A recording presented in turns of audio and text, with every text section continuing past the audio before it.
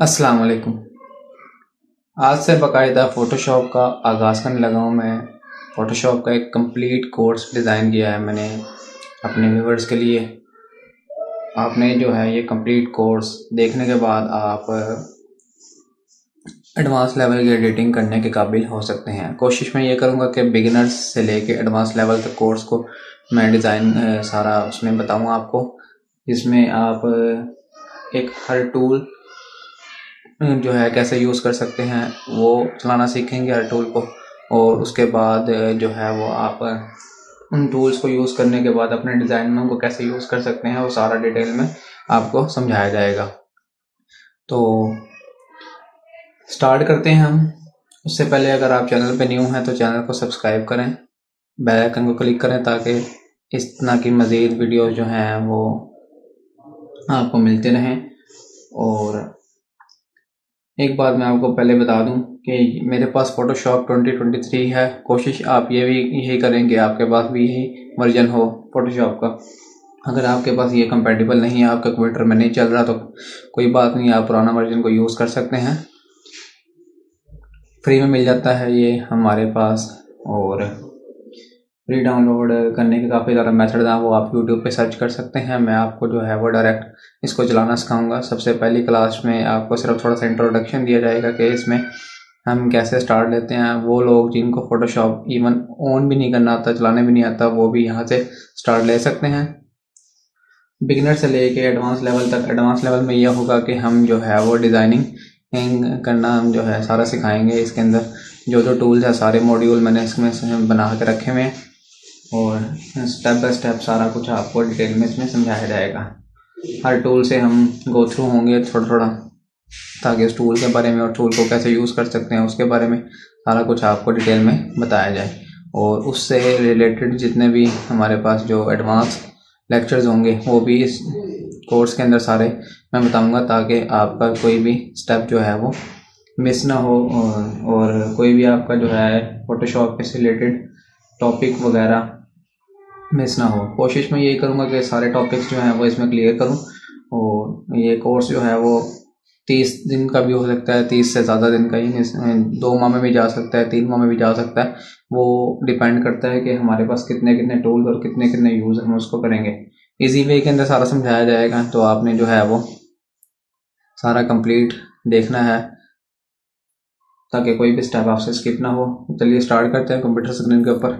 सबसे पहले हम फोटोशॉप को जब ओपन करेंगे तो हमारे पास कुछ न्यू का इंटरफेस आएगा।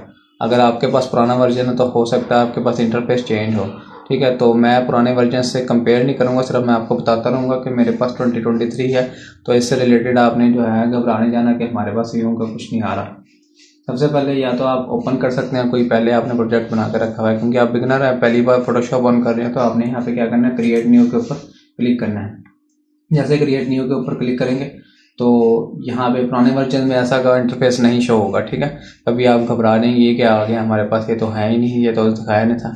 तो ये सिर्फ 20 जो है वो वर्जन टू वर्जन चेंज होता रहता है ये, ठीक है। आपने इससे घबराना नहीं है, सिर्फ आपने जो है वो क्रिएट न्यू फाइल के ऊपर क्लिक करने के बाद न्यू फाइल कैसे बनाते हैं वो देखना। सबसे पहले हमारे पास कुछ रिसेंट जो है मैंने ओपन की वो फाइल्स आ गई हैं जो हमने पहले ओपन की हुई थी। सेव्ड फाइल मेरे पास फिलहाल कुछ नहीं है, ठीक है। फोटो वगैरह अगर आपने कोई बनानी है तो यहाँ पे उसके प्रीसेट दिए हुए हैं। यहाँ पे उसके बाद प्रिंट अगर कोई निकालना है तो प्रिंट के लिए यहाँ पे प्रीसेट वगैरह दिए हुए हैं। Art and illustration, web, mobile and film and video, ठीक है। आप सिंपल आपने क्या करना है, अगर आप जो बनाना चाहते हैं वो इसमें नहीं है तो सिंपल आप यहाँ पे अपना कस्टमाइज डिज़ाइन भी बना सकते हैं। यहाँ पे मैं लिख देता हूँ क्लास 1 के नाम से। क्लास 1 के नाम से हमारा पहला डॉक्यूमेंट हो गया 1920 बाई 1080p में पिक्सल्स में ले लिया। उसके बाद है हमारे पास ओरिएंटेशन। ओरिएंटेशन क्या होती है कि आपने लैंडस्केप में रखना है या पोर्ट्रेट में, ठीक है। आपके पास एक वर्टिकल होता है हमारे पास डिज़ाइन और एक होता है हॉरिजॉन्टली, ठीक है। तो आपने ओरिएंटेशन यहाँ से रखनी है, हम यहाँ हॉरिजॉन्टल रख लें फिलहाल। रेजोल्यूशन आपने जो है वो 72 रखनी है, या अगर आपने फुल एचडी में बनानी है तस्वीर, फुल एचडी में डिज़ाइन करना है सब कुछ, तो आप जो है वो यहाँ से इसकी रेजोल्यूशन को कम या ज़्यादा कर सकते हैं, वो आपके ऊपर है। मैं 300 रख रहा हूँ फिलहाल। कलर मोड जो है वो RGB है। कलर मोड क्या होता है, वो जब हम कलर मोड की तरफ जाएंगे तो उसमें मैं सारा बताऊंगा कि आपके पास कलर मोड क्या होता है। फिलहाल आप RGB रखें हमारे पास। और बाकी जितना भी जो भी आपके पास सारे ऑप्शन हैं उनको फिलहाल ऐसे रहने दें। हम क्रिएट के ऊपर क्लिक करते हैं तो हमारे पास ये क्या आ गया है कि आर्टबोर्ड से कह रहा हूँ, सॉरी, कैनवस हमारे पास आ गया। इस वाइट एरिया को सारे को हम कैनवस कहते हैं, जिसके अंदर हम अपनी डिज़ाइनिंग करते हैं। सारा कुछ हम जो भी डिज़ाइन करेंगे वो सारा इसके अंदर क्या होगा, हमें यहाँ पे शो होगा।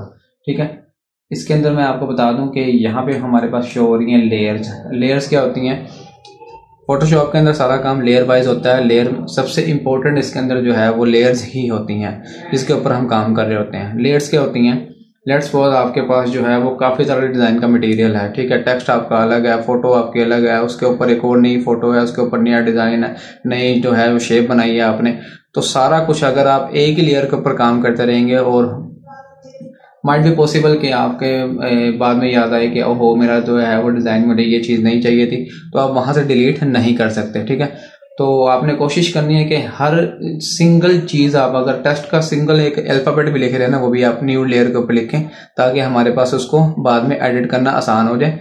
और एक बात सबसे पहले मैं आपको बता दूं कि जैसे ही आपने न्यू डॉक्यूमेंट बनाना है, उसको सबसे पहले आपने क्या कर लेना है, यहाँ पे हमारे पास सेव कर लेना। ठीक है, क्यों? क्योंकि आपको पता है कि फोटोशॉप क्रैश भी हो सकता है। फोटोशॉप अचानक आपका कंप्यूटर बंद हो जाए या लाइट चली जाए, तो आपका जो है वो सारा काम सेव यहाँ पे रहेगा। आपने कंप्यूटर में सेव कर लेना कहीं भी। यहाँ पे देने के बाद क्लास 1 के नाम से मैं फोटोशॉप की फाइल को सेव कर रहा हूँ। यहाँ पे मैंने क्लास 1 के नाम से क्या कर लिया, इसको सेव कर लिया।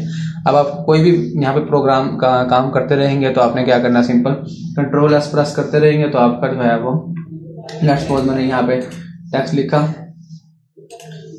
यहाँ पे। ठीक है, उसके बाद मैंने क्या कर दिया, Ctrl+S प्रेस करेंगे तो आपके पास, ठीक है, अब मैंने Ctrl+S प्रेस किया तो क्या हो गया, ये सेव हो गया।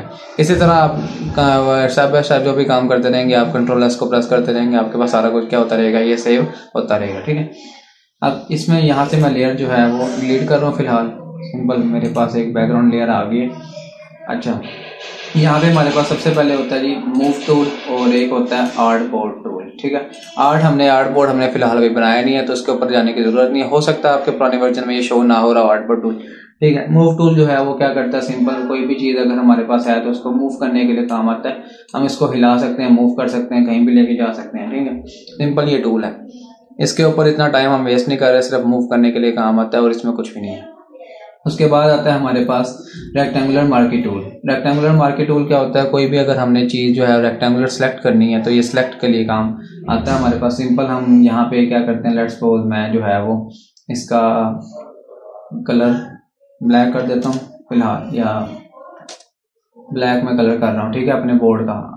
अब इसको मैंने क्या किया, यहाँ से मार्की टूल लिया और यहाँ पे मैंने एक रेक्टेंगल ड्रा कर लिया। रेक्टेंगल आप अब ये दिखा रहा है हमें कि इतना हिस्सा हमने सेलेक्ट कर लिया। ठीक है, हम मूव टूल के ऊपर वापस जाएंगे। मूव टूल सेलेक्ट करने के बाद इसको जब ड्रैग करेंगे तो यहाँ पे देखें कि हमारे पास क्या आ रहा है, ये ऊपर से ब्लैक कलर जो है वो क्या हो गया, यहाँ से साइड पे हो गया। ठीक है, तो यहाँ पे नीचे जो है वो न्यू कलर जो हमारा बैकग्राउंड कलर था वो निकल के आ गया यहाँ पे। अब यहाँ से हमने कलर वगैरह अगर आपने चेंज कर सकते हैं। ठीक है, यहाँ से हमारे पास क्या हुआ, सिंपल एक उसमें सिलेक्ट कर लिया। अगर यही हम यहाँ पे लिफ्ट टूल के साथ लेंगे तो लिफ्ट ड्रॉ करने के बाद मूव टूल लेंगे। ठीक है, मूव टूल लेने के बाद इसको ड्रैग करेंगे तो यहाँ से क्या लेगा, इसको भी सिलेक्शन कर देगा। ठीक है, तो ये हमारे पास सिंपल सिलेक्शन करने के काम आता है। अब उसके बाद अगर आप देखें यहाँ पे, जैसे मैं यहाँ पे टूल्स को, ये टूल बार हमारी है। ठीक है, टूल बार को जैसे किसी भी टूल के ऊपर क्लिक करता हूँ तो ऊपर के सारे हमारे पास यहाँ पे फंक्शन क्या हो जाते हैं, चेंज हो जाते हैं। ठीक है, लेट्स सपोज मैंने यहाँ से रेक्टेंगल टूल लिया, उसके बाद मैंने एक रेक्टेंगल ड्रॉ किया यहाँ पे। अब मैं चाहता हूँ कि इसके साथ एक और मैं रेक्टेंगल जो है वो ऐड करना चाहता हूँ। आपने यहाँ पे आ जाना है, इसको जो है वो आपने क्लिक कर देना ऐड टू सिलेक्शन। ठीक है, ये क्या करेगा इसके साथ, और अगर मैं यहाँ पे ड्रॉ करना चाहूँ तो यहाँ पे क्या करेगा, इन दोनों को ऐड करके मर्ज कर देगा। ठीक है, हमारे सिलेक्शन को और भी इजाफा कर देगा। लेट्स सपोज मैं जो है वो Ctrl+Z करता हूँ और यहाँ से इसको क्या करता हूँ, ये वाला प्रेस करता हूँ, यहाँ पे ये हमारे पास क्या हो गया। अगर आपने कुछ जो है वो सिलेक्शन ज़्यादा की हुई है तो यहाँ से ये क्या करेगा, इसको सब्ट्रैक्ट कर देगा। ठीक है, ये हमारे पास 4 टूल जो हैं, यानी ये ऐड, सब्ट्रैक्ट और ये सारे, ये सिलेक्शन टूल के साथ तकरीबन सबके साथ ही ये यूज़ होंगे कि आपने सिलेक्शन को कम करना है, ज़्यादा करना है, या आपने जो है कॉमन पॉइंट इनमें से निकालना है। ठीक है, मैं इसमें से ये निकाल लिया मैंने। सिंपल यहाँ पे मैं ड्रैग करूंगा तो ये हिस्सा क्या करेगा, ये माइनस कर देगा। ठीक है, आप देख रहे होंगे कि हमारे पास टूल के साथ जो है वो यहाँ पे सिंपल एक माइनस का निशान आ रहा है, सिंपल, और कुछ नहीं है। कंट्रोल जी प्रेस करता हूँ। अब यहाँ पे मैं जो है वो कॉमन पॉइंट के लिए लेता हूँ, तो यहाँ पे मैं ड्रैग करूंगा तो ये क्या करेगा, सिर्फ हमारा जो कॉमन पॉइंट होगा, ठीक है, तो वो उसको क्या करेगा, रहने देगा, बाकी का सबको डिलीट कर देगा। तो ये हमारे पास जो है सिलेक्शन के अलग अलग जो है वो ऑप्शन वगैरह दिए हुए हैं। अगर आपने ऐड करना है तो आप ऐड कर सकते हैं, सब्ट्रैक्ट करना है सब्ट्रैक्ट कर सकते हैं, या फिर दोनों 2 से 3 सिलेक्शन आपने की हुई है, उसमें से कॉमन पॉइंट निकालना तो वहाँ से कॉमन पॉइंट भी निकाल सकते हैं। ठीक है, ये हमारे पास कुछ ऑप्शन है सिलेक्शन के। नेक्स्ट क्लास के अंदर मैं आपको सारा कुछ इसका डिटेल में समझाऊंगा कि हमारे पास आगे सिलेक्शन टूल से हम किस तरह के सिलेक्शन कर सकते हैं, और फर्दर जितने भी सिलेक्शन टूल है नेक्स्ट क्लास के अंदर सारे हम एक ही क्लास में डील करेंगे, ताकि कोशिश ये हो कि मेरी जो है वो जल्द से जल्द आपके टूल ख़त्म होने के बाद इसकी एडवांस क्लासेस की तरफ आएँ, ताकि आप डिज़ाइनिंग की तरफ जा सकें। और एक और लास्ट बात बता दूं मैं आपको कि अगर आप इसके सारे टूल सीख लेते हैं कि ये काम कैसे करते हैं, फिर भी आप जो है वो डिज़ाइनर नहीं बन सकते जब तक आपको ये नहीं पता लगेगा कि आपने डिज़ाइन करना क्या है। ठीक है, तो फोटोशॉप सीखने से कोई भी डिज़ाइनर नहीं बनता। फोटोशॉप को यूज़ करना आना चाहिए सिर्फ उसके लिए अगर आपको पता हो कि आपने डिज़ाइन करना क्या है। अगर आपको पता हो डिज़ाइन करना क्या है तो फिर ये टूल्स आपकी मदद करेंगे। सिर्फ इन टूल्स को यूज़ करके आप डिज़ाइन कर सकते हैं, फिर आप ग्राफिक डिज़ाइनर कहला सकते हैं। मिलते हैं अगली वीडियो में, तब तक के लिए अल्लाह हाफिज़।